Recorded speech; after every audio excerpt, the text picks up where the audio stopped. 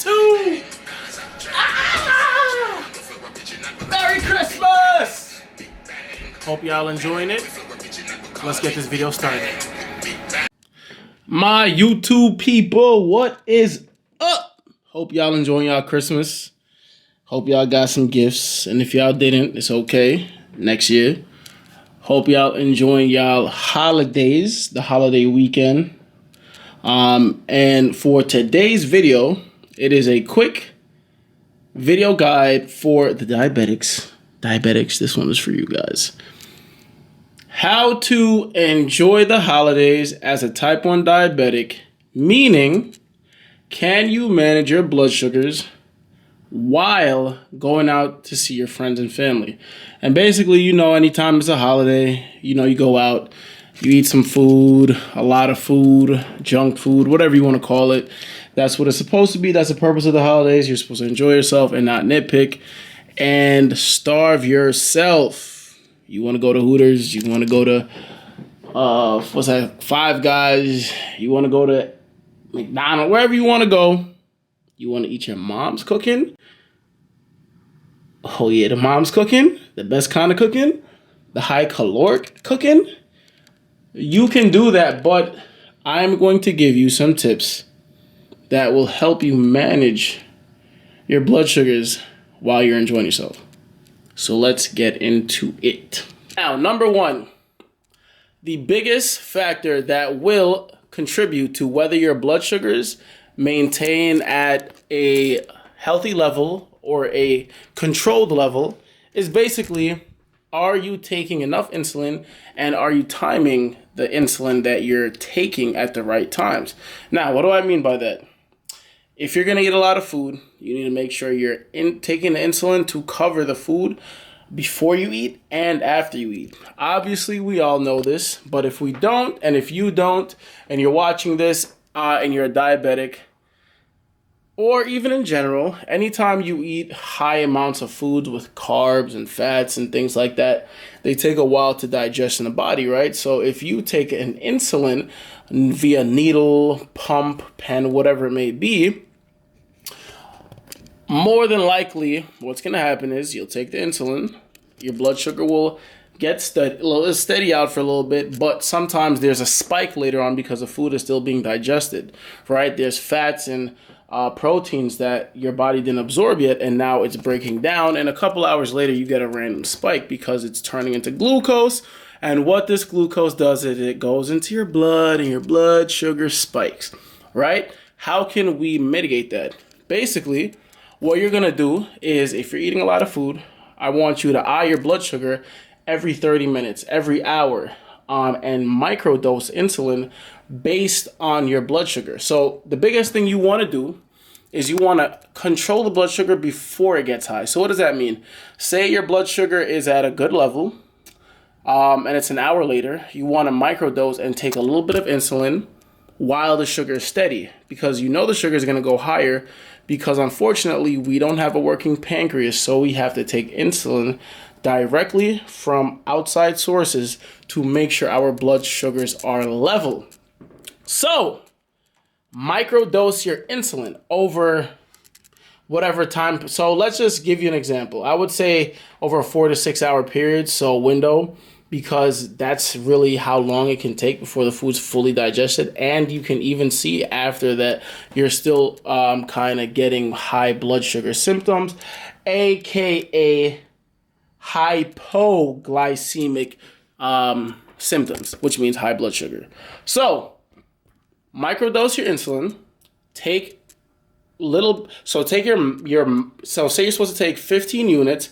You want to take your 15 units first, and then an hour after you want to microdose little bits of insulin. Another hour after that, or 30 minutes after that, microdose a little bit of insulin, let's say a unit or whatever the situation may be, and just take microdose of insulin throughout that 6 hour period. And what that'll help your blood sugar do is lower it, because remember, your blood sugar is going to slowly spike most of the time, especially if you're not active, but we're going to get into that in the next point. So you take insulin like your pancreas would do, right? Your pancreas would be like, oh my God, we're eating a 3 box of pizza, 50 wings. We're going crazy today. It's Christmas. We're going crazy. So the pancreas is like, yo, we about to overload today. Pancreas gives you a jack ton of insulin. That insulin goes into your body and it's working. Now your pancreas slows down the insulin that it's producing because it doesn't need to give you so much because it gave you a lot earlier. Then what will happen is it'll microdose and give you a little bit of insulin here. It realizes, oh, your blood sugar is spiking a little. Before it even allows it to spike, it gives it just a little bit of insulin, and it kind of allows you to get your blood sugar slowly but surely right back to where it needs to be. Unfortunately, we don't got the pancreas, so we have to act as a pancreas. Okay, so guys, microdose your insulin. Take little bits of insulin throughout the day to help you micromanage your blood sugars because it will spike later. Trust me. I've eaten a lot of food, and no matter how active you are, that will happen usually like 9 times out of 10. You know, if you're that 10th person that doesn't, have that issue, listen, shout out to you. And unfortunately, most common diabetics will have blood sugar spikes later on, and it's always good to just kind of stay ahead of the game and stay ahead of those high blood sugars so that you can get a stable blood sugar. That way you feel better throughout the day. You get what I'm saying? All right, now to point number 2. All right, point number 2 is activity. Now, I know it's December, so it's probably cold where you guys are at. I don't know where you guys are based at, state-wise, country-wise, but here in America, in New York, it is cold at this December time. So I know if you don't want to go outside, that's understandable, but a little bit goes a long way. So I would just say if you can, try to get some jumping jacks in, a little bit of movement in. Go walking for at least 45 to 1 minutes to an hour, just light pace walking. Go scroll on your phone, listen to a podcast if you can, and go out and walk after eating those high volumes foods, those high caloric dense foods. Just get some activity in, because what that allows is your insulin to be absorbed faster in the body, as well as it aids in digestion as well. And it allows your body to lower its blood sugar because of the activity you're doing for such a prolonged period, which is like 45 minutes to an hour, right? That will aid in the digestion system and allowing your body to kind of burn some calories, burn some energy, and lower your blood sugar. Because if you're stationary, if you're just sitting like at your couch, and after you ate a big food, you kind of get the itis. That's just the itis. The what? The itis. That's what you call it when you get sleepy after a big meal. And you fall asleep on the couch, more than likely you'll fall asleep and you'll wake up with a high blood sugar, because what'll happen is while you took the insulin for your food that you ate, your sugar is going to spike again, like we talked about earlier, and you more than likely will wake up with high blood sugar. So to mitigate that, if you do even want to fall asleep, I would say try to get some movement in for at least 45 minutes to an hour. Very light, low intensity base cardio, and get on that. And then what you can do after that is, if you want to chill out and relax, you'll notice that there's a little bit of change in your blood sugar, right? You'll notice that it kind of levels out a little bit better.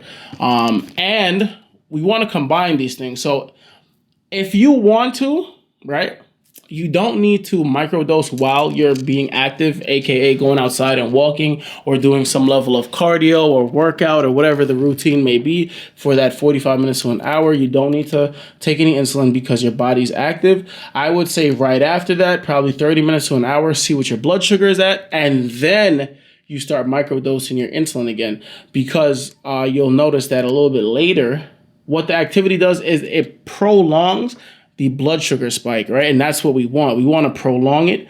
And then we want to act on the prolonging by taking those micro doses of insulin so that in the long run, we have a steady blood sugar. I'm going to show you exactly what my blood sugar is on a Dexcom graph.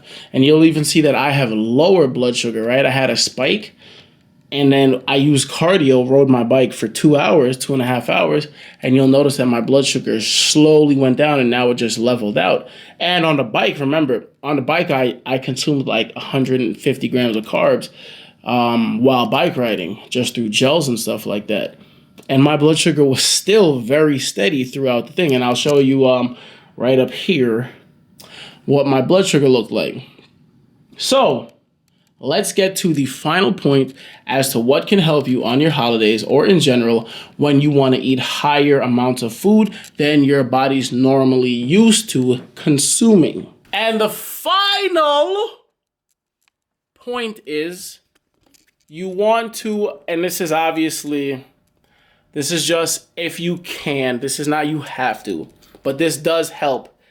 You want to portion control your eating, right? So at the end of the day, I'm not saying you can't eat stuff, because as diabetics, the myth is we can't eat sugary foods. We can't eat certain foods because we're diabetic, right? We can eat anything we want. However, we have to be moderate and we have to be mindful, because there is a backlash to certain foods as to how our blood sugars react.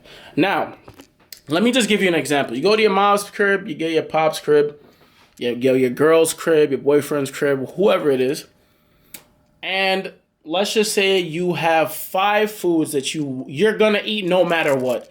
Let's just say you start off with some lasagna, so the high carb, high fat, and high protein, right? Usually if it's gonna be like beef lasagna, a lot of protein is gonna be in it, a lot of carbs are gonna be in it, and usually some high amounts of fat from the cheese and sauce and stuff like that, right? And beef. So you go and you want to demolish some lasagna, common potato salad, high amounts of fat, high amounts of carbs.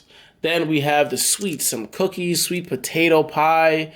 You're going to go crazy with that. Maybe you want to even go with, some macaroni and cheese, some rice, maybe some meat.